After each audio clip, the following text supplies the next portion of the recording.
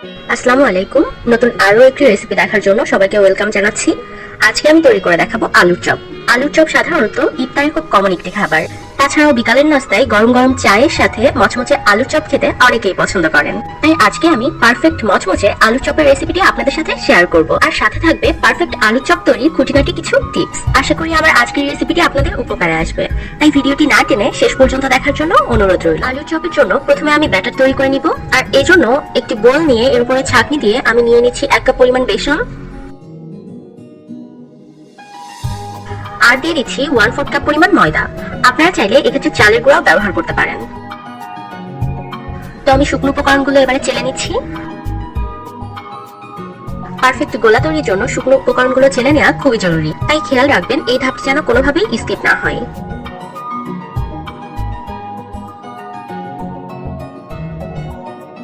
তো আমার উপকরণগুলো চেলে নেওয়া হয়ে গিয়েছে। এবার এর মধ্যে দিয়ে দিচ্ছি 1/2 চা চামচ পরিমাণ হলুদের গুঁড়া, 1 চা চামচের সামান্য কম পরিমাণ মরিচের গুঁড়া, স্বাদ মতো লবণ দিয়ে দিচ্ছি, দিয়ে দিচ্ছি 1/2 চা চামচ পরিমাণ আদা বাটা, আর দিয়ে দিচ্ছি 1/2 চা চামচ পরিমাণ রসুন বাটা। এবারে এরকম একটি হ্যান্ড হুইস্কের সাহায্যে আমি উপকরণগুলোকে খুব ভালোভাবে মিশিয়ে নিব।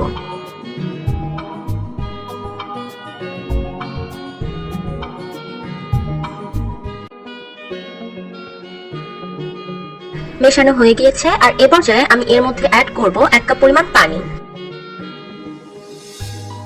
পারফেক্ট ব্যাটারের জন্য চেষ্টা করবেন অল্প অল্প করে পানি অ্যাড করতে, এতে করে ব্যাটারের টেক্সচারটা একদম পারফেক্ট হবে। খুব বেশি ঘন হয়ে যাবে না, আবার খুব বেশি পাতলাও হবে না।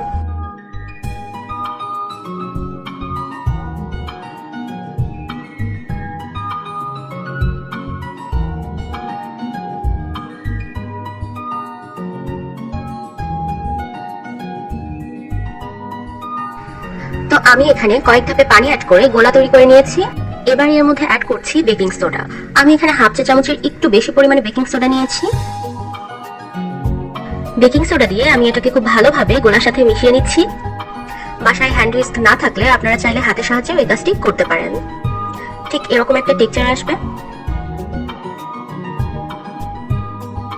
মিশ্রণটি রেডি হয়ে গেলে এর মধ্যে আমি দিয়ে দিব 1 চা চামচ পরিমাণ তেল। এতে করে আপনি যখন চপ ভাজতে যাবেন তখন অতিরিক্ত তেল চপের মধ্যে ঢুকে যাবে না, আর আপনার চপটাও পারফেক্টলি মচমচে হবে। তাই চেষ্টা করবেন ব্যাটারের মধ্যে এক্ষেত্রে 1 চা চামচ পরিমাণ তেল ব্যবহার করতে।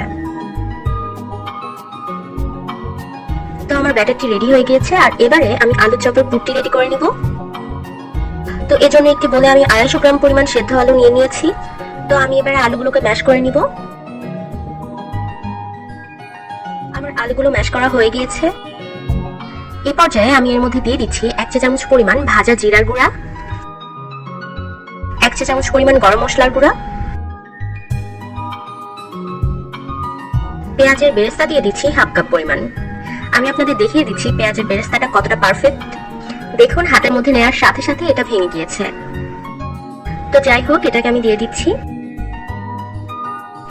আর নিয়ে নিয়েছি চিলি ফ্লেক্স। আমি এখানে এক্সট্রা কোনো মরিচের গুঁড়া অ্যাড করব না, তাই আমি এখানে একটু বেশি পরিমাণে নিয়েছি।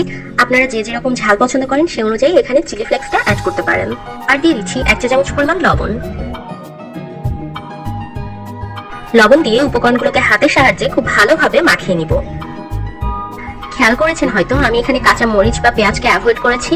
আপনারা যদি পারফেক্ট মচমচে আলুর চপ তৈরি করতে চান তাহলে অবশ্যই আপনারাও এই বিষয়টা অ্যাভয়েড করবেন।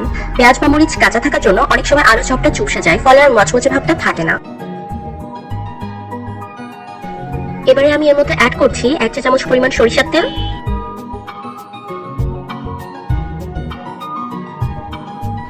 আর তেল দিয়ে এটাকে আবারও আমি বেশ কিছুক্ষণ মেখে নিচ্ছি। আপনারা চাইলে এক্ষেত্রে সামান্য পরিমাণ ধনিয়া পাতাও অ্যাড করতে পারেন, সেক্ষেত্রে অন্যরকম একটা ফ্লেভার আসবে। তো আমার মেখে নেওয়া হয়ে গিয়েছে। এর জন্য আমি 2 হাতে একটু তেল মেখে নিয়েছি। এতে করে আলুর মিশ্রণটা হাতে লেগে যাবে না, আর খুব পারফেক্ট একটা শেপ দেওয়া যাবে। আর আমি এখান থেকে কিছু পরিমাণ আলু নিয়ে হাতের সাহায্যে এরকম গোল করে নিচ্ছি। তো এভাবে আমি সবগুলো আলুকে এরকম গোল করে নিয়েছি। এতে করে প্রতিটি চপের সাইজ একই রকম হবে। এবারে আমি আলুর বলগুলো চপের সাইজে করে নিব।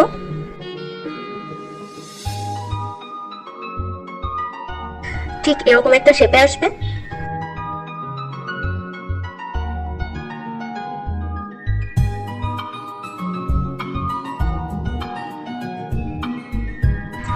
একইভাবে আমি অন্য আলুগুলো শেপ দিয়ে নিচ্ছি। আমার সবগুলো আলু শেপ দেওয়া হয়ে গিয়েছে। এবারে আমি আলুর চপগুলো তৈরি করে নিব। একটি ফ্রাই প্যানে আমি পরিমাণ মতো তেল নিয়ে নিচ্ছি। আলুর চপ কিন্তু ডুবো তেলে ভাজা হয়, তাই চেষ্টা করবেন এক্ষেত্রে একটু বেশি পরিমাণে তেল নেওয়ার জন্য। তেলটি গরম হয়েছে কিনা এটা আমি একটু চেক করে নিচ্ছি, আর এর জন্য সামান্য একটু ব্যাটারের মধ্যে দিয়ে দিচ্ছি। তেলটা এক্ষেত্রে পারফেক্ট টেম্পারেচারে আছে। পারফেক্ট চপের জন্য তেলের টেম্পারেচারটাও কিন্তু অনেক বেশি গুরুত্বপূর্ণ। এক্ষেত্রে খেয়াল রাখবেন চুলার ফ্লেমটা যেন মিডিয়ামে থাকে।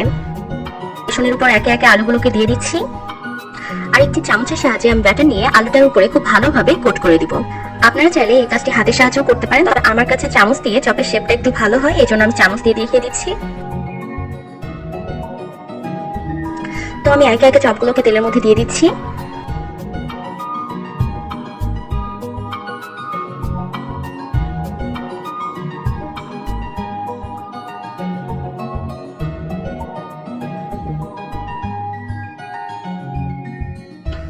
আর আলুর চপগুলোকে উল্টে পাল্টে কিছুক্ষণ ভেজে আমি উঠিয়ে নিব।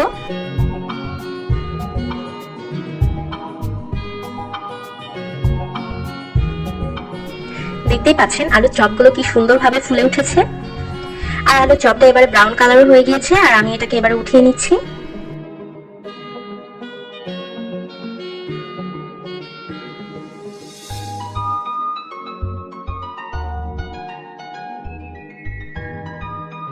আমি একইভাবে অন্য এক ব্যাচ আলুর চপ ভেজে নিচ্ছি।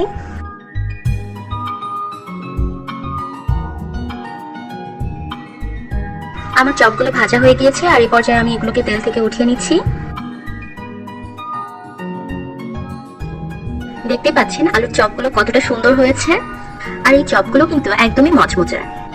এভাবে আলুর চপ বানালে 2 থেকে 3 ঘন্টা পর্যন্ত আলুর চপটা মচমচে থাকবে। আর এটি আলুর চপ হলেও এর মধ্যে মাংসের চপের মতো একটা ফ্লেভার পাবেন।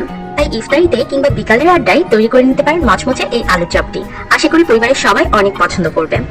তো যাই হোক, আমার আজকের রেসিপিটি যদি আপনাদের সামান্যতম ভালো লেগে থাকে অবশ্যই আমার চ্যানেলটিকে সাবস্ক্রাইব করবেন, আর নতুন নতুন রেসিপির ভিডিও পেতে পাশে থাকা বেল বাটনে ক্লিক করবেন। আবারও আসবো নতুন কোনো রেসিপির সাথে। সে পর্যন্ত সবাই অনেক অনেক ভালো থাকবেন। আজকের মতো বিদায় নিচ্ছি। আল্লাহ হাফেজ।